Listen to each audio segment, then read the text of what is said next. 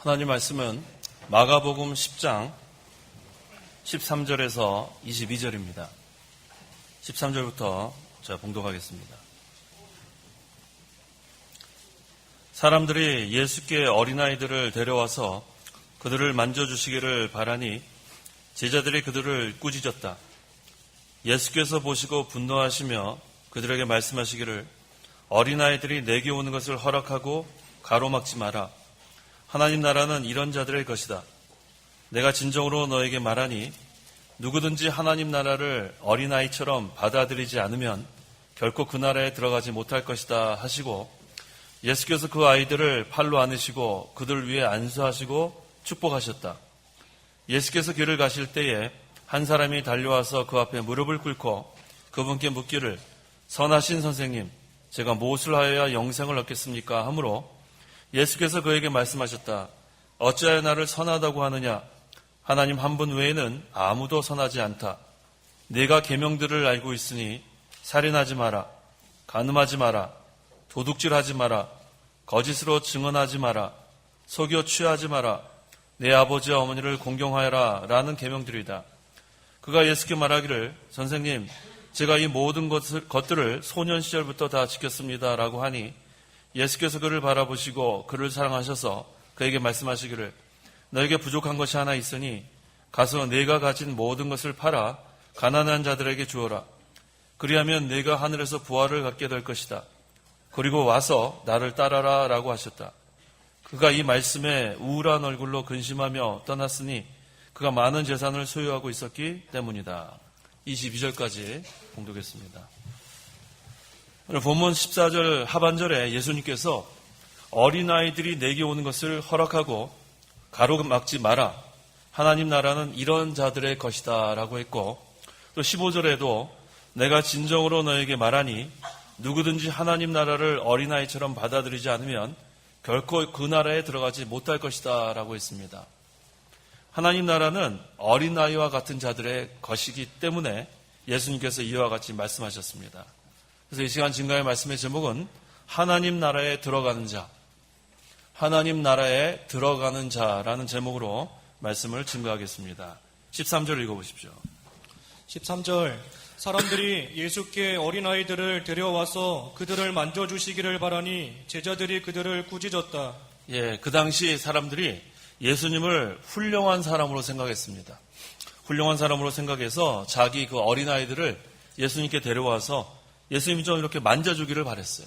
좀 만져주고 또 이렇게 그것이 축복이라고 이 사람들은 생각을 했습니다. 그런데 이 예수님의 제자들이 그 어린아이들을 데려온 그 부모들을 꾸짖었다 그랬어요. 그 이유는 지금 예수님께서 지금 사역하실 게 많은데 아이들 많이 데리고 와서 번거롭게 하고 또 자꾸만 이렇게 복잡하고 그래서 예수님께서 하신 일에 지장이 될까봐 그 사람들을 꾸짖었다 그랬습니다. 그때 14절에서 16절 14절 예수께서 보시고 분노하시며 그들에게 말씀하시기를 어린아이들이 내게 오는 것을 허락하고 가로막지 마라. 하나님 나라는 이런 자들의 것이다. 내가 진정으로 너희에게 말하니 누구든지 하나님 나라를 어린아이처럼 받아들이지 않으면 결코 그 나라에 들어가지 못할 것이다 하시고 예수께서 그 아이들을 팔로 안으시고 그들 위에 안수하시고 축복하셨다. 자, 제자들이 그 사람들을 꾸짖으니까 예수님께서 보시고 분노하시며 그랬습니다. 자, 한 영혼이 천하보다 귀하다 그랬습니다. 한 영혼이 천하보다 귀하기 때문에 이 어른의 영혼이나 그 어린아이의 영혼이나 참 귀한, 그래서 예수님께는 다 똑같은 그러한 귀한 영혼입니다. 그런데 그들을 물리치는 그러한 제자들을 보고 예수님께서 실망하셨어요. 또 이것을 우리는 신학적으로 신적 진노라 그럽니다. 신적, 하나님의 그런 진노, 그런 편을 써서 신적 진노. 그래서 예수님께서 지금 꾸짖었습니다. 책망하셨습니다. 그러면서 하나님 나라는 이런 자들의 것이다 그랬어요. 하나님의 나라는 어린아이와 같은 자들의 것이다. 그런 말씀입니다. 자, 그렇다면 예수님께서 왜 이렇게 어린아이와 같은 자들이 하나님 나라에 들어갔느냐 이렇게 말씀하셨냐 하면 자기를 낮추고 겸손해야 된다는 거예요. 우리가 복음을 전파했을 때, 선포했을 때에 교만한 사람은 그걸 받아들이지 않습니다. 어린아이와 같이 겸손하고 낮아지는 자, 또 복음을, 또 예수님을 믿고 구원받은 성도들도 항상 어린아이와 같이 자기를 낮추고 또 겸손해야 하늘나라에서 큰 자라 그랬습니다. 마태복음 18장 4절. 4절.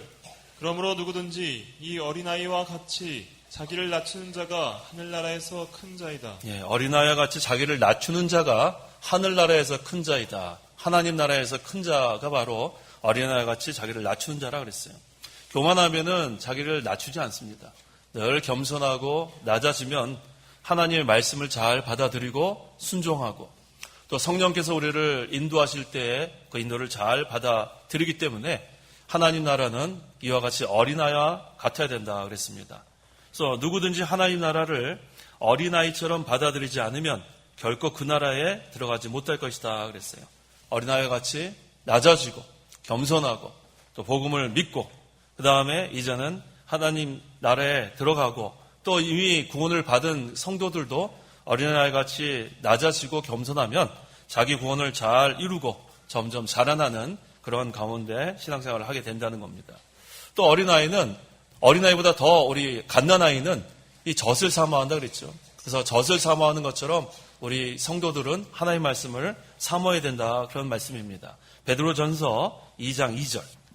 2절. 갓난아이들처럼 영적이고 순전한 젖을 이는 너희가 이 젖으로 말미암아 구원에 이르도록 자라게 하려는 것이다. 예, 이 젖은 바로 하나님의 말씀입니다. 그래서 이 성도가 말씀을 갓난아이가 젖을 이렇게 사모하는 것처럼 늘 사모하고 그 말씀을 순종해 나가면 구원에 이르도록 자라난다 그랬습니다.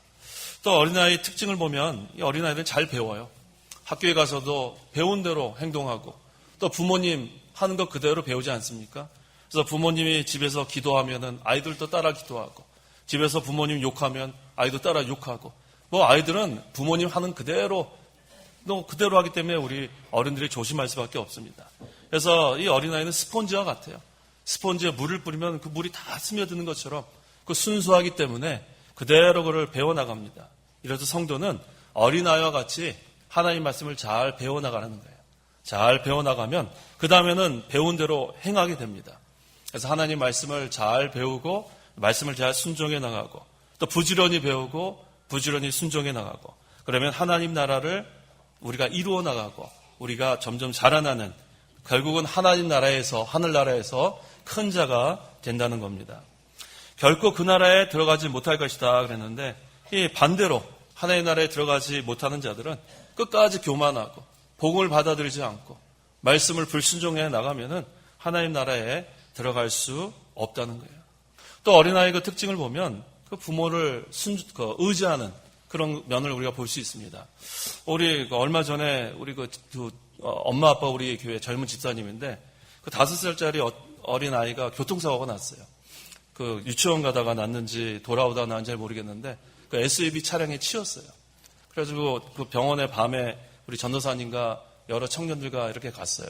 근데 이 아이가 참 믿음이 있어요. 믿음이 있어. 알고 보니까 믿음이 있고 또 이렇게 그 아이가 그 아버지 집사님, 젊은 집사님인데 이 손을 잡고 있어요. 사람들이 뭐 열 몇 명 이렇게 밤에 가니까 이렇게 자꾸만 아빠 자꾸 손을 잡고 그게 뭐야? 아버지를 의지하는 거죠. 아버지를. 그 아픈 가운데서도 아빠를 계속 이렇게 잡고 있고 아버지가 계속 머리 쓰다듬어주고 하나님이 사랑하지 그러면은 눈금뻑금뻑하고 믿음이 있어요. 자, 어린아이는 그와 같아요. 아버지를 의지합니다. 아버지를 의지하고 또 어린아이는 이렇게 보면은 부모를 이렇게 따라다니려고 그래요. 집에 가면은 아빠 자꾸 놀자 그래요. 피곤해서 좀 누워야 되겠는데 아빠 놀자. 그런데 조금 크면 어떻게 돼요? 놀자 그래도 안 놀아요. 그 다음에 이제 자기 친구들하고 뭐 이렇게 어울리려고 야 오늘 우리 어디 가자 그러면 나 친구랑 약속 있다 그러고 그렇게 됩니다. 그래서 어린아이는 항상 이렇게 부모님을 의지하고 또 부모님을 따라가려고 그러고 그래서 우리 성도는 항상 하나님을 의지하고 항상 하나님을 따라가려고 하고 그게 바로 어린아이와 같은 그런 상태라 할 수 있습니다.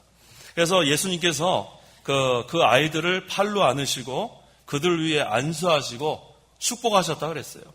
예수님께서는 이 어린아이 같은 그러한 상태에 있는 자들을 영접해 주시고 또 축복해 주신다는 것을 우리가 알 수 있습니다.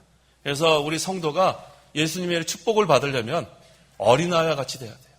어린아이 같이 낮아지고 겸손하고 항상 어린아이 같이 말씀을 배우려고 하고 순종하려고 하고 어린아이 같이 순수하고 또 주님을 의지하고 따라가려고 하는 자, 그런 자를 주님께서 받아주신다 그랬습니다.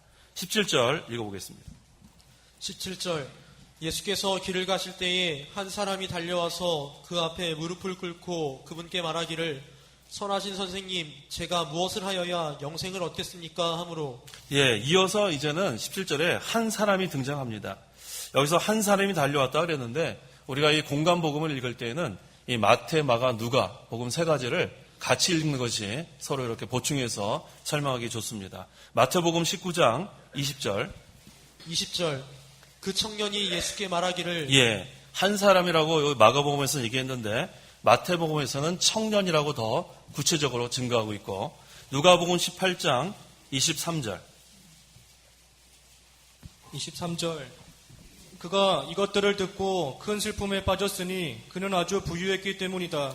그는 아주 부유했기 때문이다 그랬어요. 그래서 이걸 보니까 또 여기 누가복음을 더 읽어보면 지도자라 그랬어요. 그래서 이걸 다 종합해 보면 한 사람은 부유한 청년 지도자임을 우리가 알 수 있어요. 부유한 청년 지도자. 그래서 여기 마가복음에서 한 사람이라 그랬는데 구체적으로 부유한 부자 청년 지도자인 것을 우리가 알 수 있습니다. 세상적으로 볼 때 이 사람은 부족함이 없는 사람이에요. 부자고 또 청년 지도자고. 그런데 이 사람이 지금 예수님께 나와 무릎을 꿇었다 그랬어요. 겸손합니다.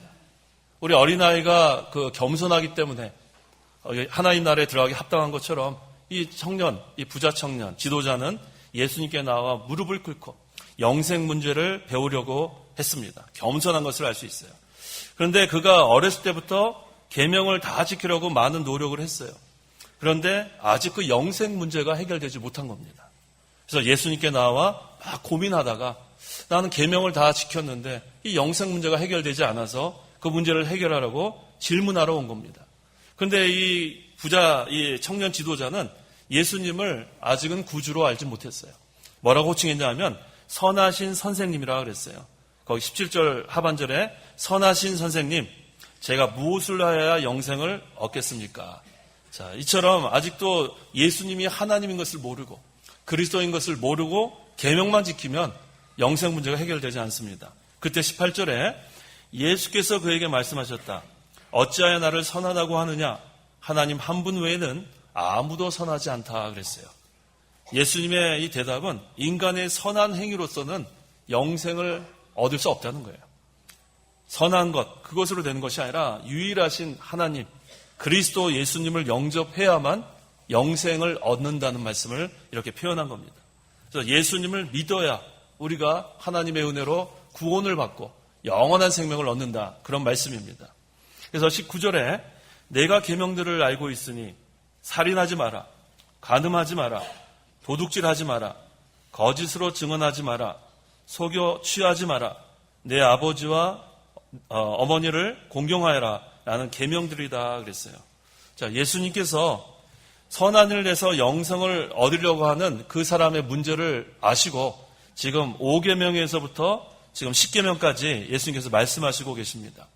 근데 여기서 중요한 1계명에서부터 4계명을 말씀하지 않으시고 5계명부터 10계명을 말씀하신 이유는 무엇이냐면 지금 이 부자, 이 청년 지도자의 수준이 이거밖에 되지 않아요. 이 자는 아직도 예수님을 그리스도로 영접한 자가 아니기 때문에 중생하지 않은 자이기 때문에 이런 도덕적인 면을 가지고 예수님께서 말씀하시고 또 가르치고 계신 겁니다. 첫 번째 예수님께서 어떤 말씀으로 말씀하시냐면 살인하지 마라 그랬어요. 살인하지 마라. 이게 도덕적인 그런 행위 중에서 가장 큰 죄가 살인하는 죄입니다.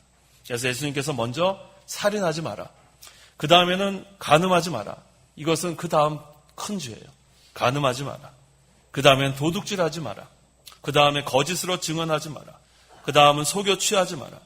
그런 다음에 마지막에 내 아버지와 어머니를 공경하라 그랬습니다. 근데 이 5계명에서 이 9계명까지 이 죄는 여기 밖으로 명백하게 나타나는 죄예요. 그래서 양심의 우리가 가책을 받을 수밖에 없는 그런 죄입니다. 이건 믿지 않는 자들도 이것은 양심의 가책을 받아요. 살인하면은 벌써 양심의 가책이 받죠. 또 간음하는 죄, 또 도둑질하는 거, 다 이렇게 양심의 그런 가책을 받는 큰 죄인데 이 부모 공경하지 않는 죄는 판단하기가 어렵습니다. 부모 공경하는 거. 특별히 오늘날 이 부모 공경하는 것이 참 우리가 중요한 그런 계명인데도 불구하고 잘하지 않습니다. 그런데도 이 부모는 사랑이 많기 때문에 그 아이들이 부모를 공경하지 않아도 공경하는 줄 아세요. 이게 참 안타까운 현실입니다. 우리 부모 잘 공경해야 되겠어요. 하나님을 먼저 잘 우리가 섬기고 그 다음에 부모 공경하십시오. 부모 살아계실 때 공경하시고 그 다음에 우리가 마음으로도 공경하고 물질적으로 공경하고 부모님 계실 때 공경하는 게 참 중요합니다. 이것은 잘 명백하게 드러나지 않기 때문에 그저 공경하는 것처럼 그렇게 아는 경우가 있는데 예수님께서 이것도 여기서 포함하시는 거예요. 마지막에 내 아버지와 어머니를 공경하라. 그런데 여기서 말씀드린 것처럼 1계명에서 4계명까지 말씀하지 않으신 것은 이 부자 청년 지도자가 아직 중생하지 않은 자이기 때문에 그래요. 그래서 1계명에서 이 4계명은 중생한 자들에게는 중요한 계명이지만 아직 믿지 않는 자들, 예수님을 그리스도로 영접하지 않은 자들에게는 이것이 무엇인지 깨달을 수가 없습니다. 그래서 예수님께서 그 수준을 아시기 때문에 지금 5계명에서 10계명까지만 지금 가르치고 계십니다. 20절 읽어보십시오. 20절 그가 예수님께 말하기를 선생님 제가 이 모든 것들을 소년 시절부터 다 지켰습니다 라고 하니 예, 외부적으로는 이 부자 청년 지도자가 다 지켰다는 거예요. 난 살인도 하지 않았고 난 간음도 하지 않았고 도둑질도 안 했고 거짓 증언도 안 했고 난 속여 취한 적도 없습니다. 근데 이 계명의 이 영적인 뜻을 이 부자 청년 지도자는 몰랐던 겁니다. 실제로 이 사람은 남을 죽이지 않았을 수 있어요. 또 남을 또 간음하지 않았을 수도 있어요. 또 도둑질하지 않았을 수도 있어요. 하지만 예수님께서 말씀하시는 것은 영적인 것까지 다 포함됩니다. 살인하는 것부터 우리 찾아보겠습니다. 요한일서 3장 15절. 15절 자기 형제를 미워하는 자마다 살인자이니 살인자마다 영생이 그 안에 거하지 않다는 것을 너희가 안다. 실제로 우리가 칼로 남을 죽이지 않아도 마음으로 자기 형제를 미워하는 것은 살인자라고 그랬어요. 그래서 여기에 우리가 범하지 않은 자가 한 명도 없습니다.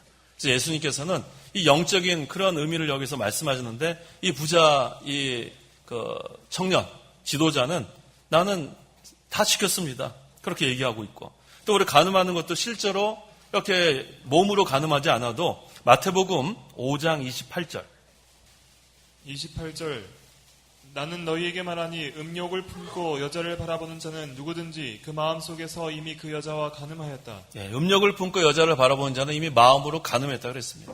그래서 이 청년이 지금 실제로 몸으로 간음하지 않아도 이 벌써 마음으로 간음을 했고 더 나아가서 야고보서 4장 4절 4절 간음하는 여자들아 세상과 벗되는 것이 하나님과 원수가 된다는 것을 알지 못하느냐 그러므로 누구든지 세상과 벗되고자 하는 자는 하나님과 원수가 되는 것이다. 예, 이렇게 세상에 마음이 기울어지고 하나님을 떠나게 되면 그것은 간음하는 여자라 그랬습니다. 그래서 이 부자 청년 지도자가 나는 실제로 살인한 적이 없습니다. 난 실제로 간음한 적이 없습니다. 하지만 이 영적으로 볼 때에 형제를 미워하는 것은 살인한 거고 또 마음에 음욕을 품는 거 이미 간음한 자고 또 하나님을 떠나서 세상과 벗하는 그런 자도 간음한 자다. 여기에 다 우리가 범한 그런 죄가 될 수밖에 없습니다. 그 다음에 또 부자 이 청년 지도자는 남의 것을 도둑질하지 않았지만 이제는 예수님께서 더 나아가 너의 가진 것을 나눠주라 그럽니다. 21절 21절 예수께서 그를 바라보시고 그를 사랑하셔서 그에게 말씀하시기를 너에게 부족한 것이 하나 있으니 가서 내가 가진 모든 것을 팔아 가난한 자들에게 주어라. 그리하면 내가 하늘에서 보화를 갖게 될 것이다. 그리고 와서 나를 따라라 라고 하셨다. 예, 예수께서 그를 바라보시고 그를 사랑하셔서 예수님께서 이렇게 이 부자 청년 지도자에게 이것을 가르쳐 주시는 것은 그를 사랑했기 때문에 그래요. 그 영생 문제를 해결하려고 예수님께 나온 그 자체를 예수님께서 기뻐하시고 세상에서 별로 부족함이 없는 이 부자 청년 지도자 그자가 지금 영생을 얻고자 애를 쓰고 있습니다. 그래서 예수님께 찾아와 겸손히 무릎을 꿇고 영생 문제를 물어볼 때 예수님께서 그를 귀하게 여기시고 또 그를 사랑하신 것을 우리가 알 수 있습니다. 그래서 예수님께서는 이처럼 우리가 이 영생 문제 또 우리가 구원을 이뤄나가는 것 또 우리가 하나님 말씀대로 순종하려고 애를 쓰는 자를 사랑하세요.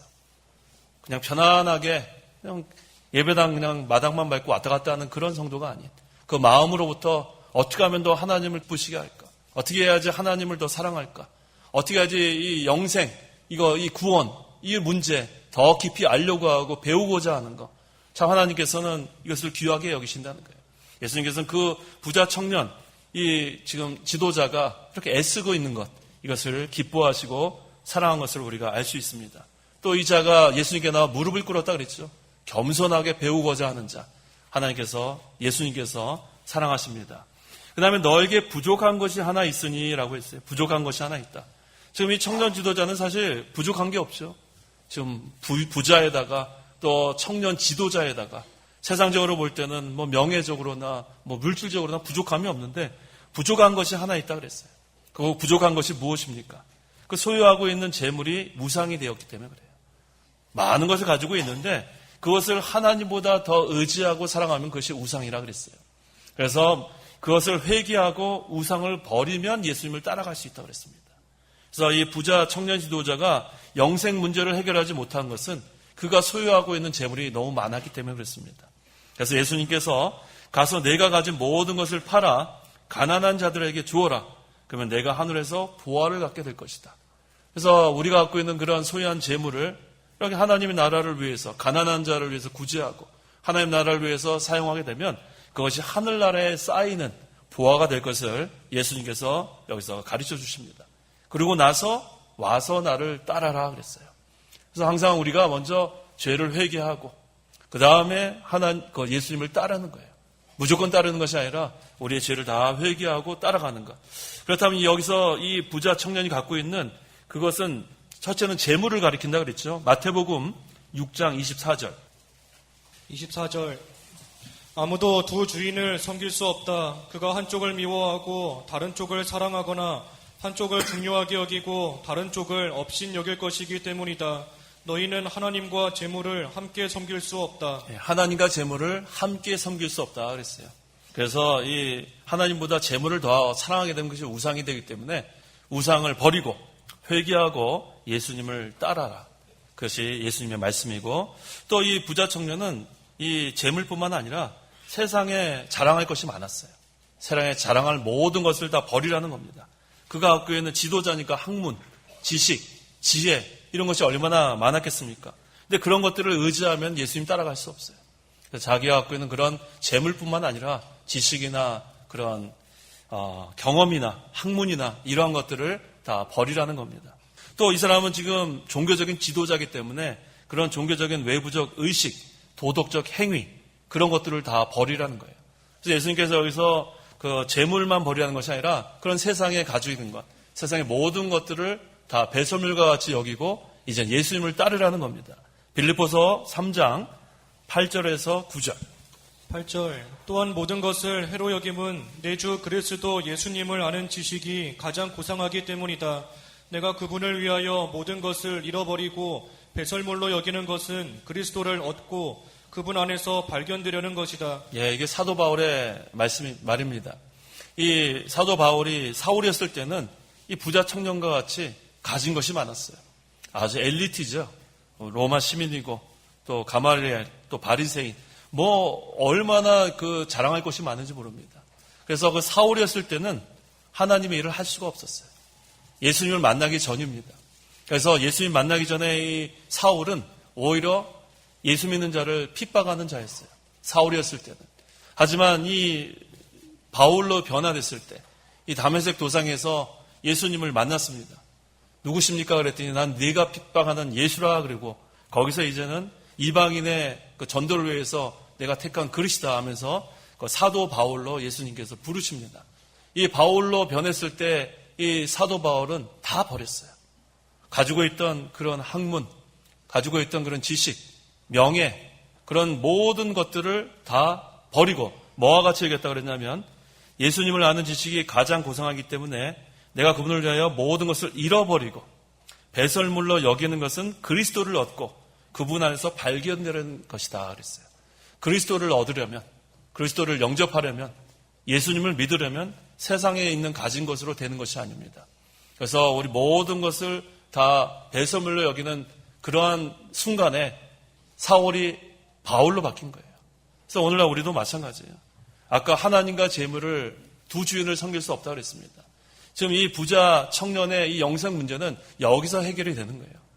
자기가 가지고 있는 재물로는 그리스도를 얻을 수 없습니다.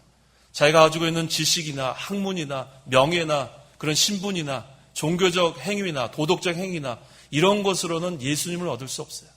근데 예수님께서 네가 부족한 것이 하나 있다. 바로 그것을 버리라는 거예요. 그것을 버리면 그때는 예수님을, 그리스도를 얻게 되는 거고 그리스도 안에서 발견되는 것입니다.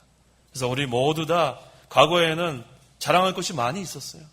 얼마나 자랑할 것이 많습니까? 하지만 이젠 예수님을 얻은 지금, 예수님이 나의 구주이신 지금은 그런 것이 우리의 자랑이 되어서는 안 돼요. 우리의 자랑은 예수님이 되어야 됩니다. 이제는 예수님만 나의 자랑이 되고 세상의 것은 다 배설물로 여기는 그러한 사도 바울의 믿음이 중요해요. 그래서 이제는 십자가만 자랑하고 예수님만 자랑하고 나의 약함을 자랑하고 그러면은 그때가 강하다 그러지 않았어요? 지난 주간에. 그래서 이 부자 청년 지도자는 종교적으로나 도덕적으로는 부족함이 없어요. 완벽한 사람입니다. 하지만 그것이 한 가지 부족한 것이에요. 이게 참 역설적입니다. 세상적으로 볼 때는 그것이 대단한 것인데 그리스도를 얻기 위해서는 반대로 그것 때문에 영생 문제가 해결되지 않은 거였습니다. 다시 우리 아까 서론 부분에 얘기한 것처럼 어린아이와 같은 자들이 하나님 나라에 들어간다 그랬습니다. 교만하면 안 돼요. 세상의 것을 다 갖추고 그것으로 그리스도를 얻으려고 하면 들어갈 수 없습니다. 부족한 것 그 하나, 그것을 해결하면 하나님 나라에 들어가는 자가 되고 그리스도를 얻고 그리스도를 발견하게 되는 겁니다. 근데 여기서 보니까 파라 그랬어요. 판다. 이것은 무슨 말입니까? 자기가 가진 모든 것을 버리려고 힘을 쓰라는 거예요. 그냥 가만히 있는 것이 아니라 힘을 쓰고 이젠 실제적으로 가난한 자들에게 주어라 그랬습니다. 이 가난한 자들, 실제로 가난한 자들에게 주기도 하고 또 하나님 나라, 우리에게 이것을 또 가지고 있는 것을 뭐 재물뿐만 아니라 우리가 갖고 있는 그런 학문, 지식, 뭐 우리가 갖고 있는 그런 모든 것들을 다 하나님 나라를 위해서 사용하기만 하면 하나님 나라에서 어린아이 같은 자가 큰 자가 된다 그랬죠. 다 우리가 낮아지고 이제는 겸손하고 그러한 자리에서 우리가 가지고 있는 재물이나 학문이나 모든 그런 에너지 이런 모든 것들을 다 주를 위해서 사용하면 그것이 다 하늘나라의 보화로 쌓여지고 또 다 상급으로 우리가 받게 된다 그랬습니다. 그래서 우리에게 지금 갖고 있는 것 중에 나에게 우상이 무엇인가를 찾아야 돼요. 그것을 버려야 돼요. 하나님보다 더 의지하는 게 있다면 그것을 버려야 합니다. 예수 믿는 성도들도 마찬가지입니다. 내가 하나님을 의지하고 있는가? 내가 하나님을 사랑해야 되는데 하나님보다 더 사랑하는 것이 있는가? 그것을 먼저 버리고 그 다음에 예수님이 와서 따라라 그랬어요. 예수님 따라가는데 우리에게 이렇게 걸리는 것이 있으면 그거부터 해결해야 합니다. 그래서 우리가 항상 하나님 섬기는 것, 예수님 따라갈 때에 그 문제를 먼저 해결해야 돼요. 그 어떤 것이 그것이 막고 있는가? 그것을 다 우리가 문제를 해결하고 예수님을 따라가야 합니다. 22절, 그가 이 말씀에 우울한 얼굴로 근심하며 떠났으니 그가 많은 재산을 소유하고 있었기 때문이다 그랬어요. 이 부유한 청년 지도자는 예수님께서 영생 문제를 해결하는 방법을 대답해 주었는데도 불구하고 얼굴이 우울해졌다 그랬어요. 왜냐하면 재물이 너무 많았기 때문에 이걸 보고 알 수 있는 거예요. 자기가 소유한 재물이 너무 많았기 때문에 지금 영생 문제를 해결하지 못한 것을 여기서 알 수 있어요. 자기가 만약에 얼마 없으면 알겠습니다. 다 버리고 가겠는데 가진 게 너무 많으니까 이제는 버리기가 힘이 듭니다. 그래서 우울한 얼굴로 근심하며 떠났다 그랬어요. 그래서 이 사도 바울처럼 세상의 것을 배설물로 여겨야 마음이 편안합니다. 얼굴이 밝습니다. 근데 아직도 그것이 나의 자랑이 되고 아직도 그것 때문에 예수님 따라가는데 어려운 점을 있으면은 이 부자 청년같이 얼굴이 우울할 수밖에 없어요. 그래서 우리 마음속에 그리스도를 얻으려면은 부족한 것 그거 하나를 버려야 돼요. 그것이 재물이라면 재물이고 학문이라면 학문, 지식, 뭐 도덕적 행위, 종교적 행위 그 어떤 것도 그리스도를 얻는데 이게 걸림돌이 되면 그거 문제부터 버리고 해결하고 따라가야지만 우리가 예수님을 따라갈 수 있어요. 하나님 나라 생활을 할 수 있어요. 그래서 심령이 가난한 자가 돼야 돼요. 마태복음 심령이 가난한 자는 어떻다 그랬습니까? 마태복음 5장 2절 3절 3절 심령이 가난한 자들은 복되다 하늘나라가 그들의 것이기 때문이다. 그렇죠. 심령이 가난한 자들은 복되다. 하늘나라, 하나님 나라가 그들의 것이라 그랬어요. 하나님 나라에 들어가는 자는 심령이 가난한 자예요. 어린아이와 같이 겸손하고 낮아지는 자, 하나님 나라를 사모하는 자, 하나님의 말씀을 사모하는 자, 그런 자, 바로 심령이 가난한 자들은 하늘나라, 하나님 나라가 그들의 것이다 그랬습니다. 그래서 심령이 가난하고 어린아이 같이 겸손하고 순수하고 하나님의 말씀을 배우고자 하고 또 그대로 순종하고자 하고 또 하나님의 인도를 받으려고 하고 하나님을 의지하고자 하는 자, 그런 자가 복되다 그랬습니다. 그런 자가 하나님 나라에 들어가는 자입니다. 우리는 다 예수님을 믿고 영생을 소유한 자들이에요. 이미 하나님 나라에 들어간 자입니다. 이제는 더욱더 진리를 귀하게 여기고 예수님을 따라가고 하나님을 의지하고 어린아이와 같이 낮아지고 겸손하고 더 배우려고 하고 하나님의 인도를 받으려고 하면 이제는 잘 순종하는 자가 하늘나라에서 큰 자가 된다 그랬습니다. 그래서 어린아이와 같이 낮아지는 그런 성도, 하나님의 말씀을 배우고자 하는 성도, 늘 하나님을 의지하고자 하는 성도, 하나님이 아니면은 안 된다는 그런 마음, 어린아이와 같이 아버지 손을 계속 붙잡고 있어야 되는 그렇게 하나님을 의지하는 성도, 그런 성도가 되면 하나님께서 기뻐하십니다. 그래서 이 세상에 사는 동안에도 우리는 하나님 나라 생활을 해야 합니다. 이미 우리는 다 하나님 나라, 하늘나라에 들어갑니다. 예수님을 믿은 자들은 다 구원을 받는 자인데 이 세상에서도 하나님 나라에서 살아야 돼요. 그래야 우리 마음속에 평안이 있어요. 어린아이가 부모님 품에 있을 때 마음이 편안하듯이 늘 주의 품을 떠나면 안 돼요. 늘 하나님 말씀에 거하고 말씀 안에 사는 그러한 성도가 되어야겠습니다. 기도하시기 바랍니다. 기도하겠습니다. 하나님 아버지, 은혜와 사랑을 참으로 감사합니다. 우리를 죄 가운데서 구원하여 주시고 하늘나라 백성으로 삼아주시니 참으로 감사합니다. 이제는 우리가 예수님을 믿고 그리스도를 얻었으므로 영생을 얻게 하신 하나님 참으로 감사합니다. 이제 우리가 어린아이와 같이 낮아지고 겸손하고 늘 하나님의 말씀을 배우고자 힘쓰고 사모하고 하나님 의지하고 우리가 순종해 나갈 때에 어린아이 같은 자가 하늘나라에서 큰 자가 된다고 그랬습니다. 우리 항상 교만한 마음 다 없애주시고 항상 우리가 자랑하는 것들 다 없애주시고 이 세상에 우리가 자랑할 만한 모든 것들은 배설물로 여기고 그리스도를 얻고 그리스도 안에서 발견되어 나가는 저희 신앙생활 되게 도와주시옵소서. 항상 우리 마음속에 하나님 나라가 이루어지길 원합니다. 늘 주의 곁에 있을 때에 우리 마음이 편안한데 우리가 하나님이 이 마음적으로 하나님을 떠나 있을 때는 걱정하고 근심하고 곤고하고 불안하고 이러한 가운데 있을 수밖에 없던 그런 자들이 오니 이제는 그러한 자리에서 벗어나 우리 모든 죄를 다 회개하고 우리 마음속에 하나님만 믿고 의지하고 하나님만 모시고 사는 하나님 나라가 이루어지게 도와주시옵소서. 예수님의 이름으로 기도하옵나이다. 아멘. 찬송가 1장.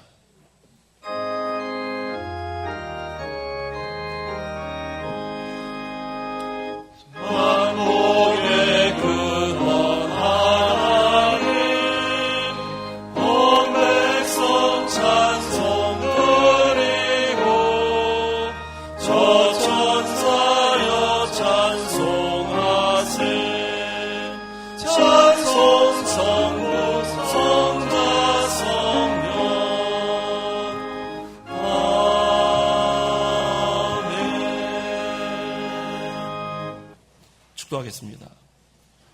주 예수 그리스도의 은혜와 하나님의 사랑과 성령의 교통하심이 이 시간 하나님께 나와 예배하는 성도와 함께 있을지어다. 아멘.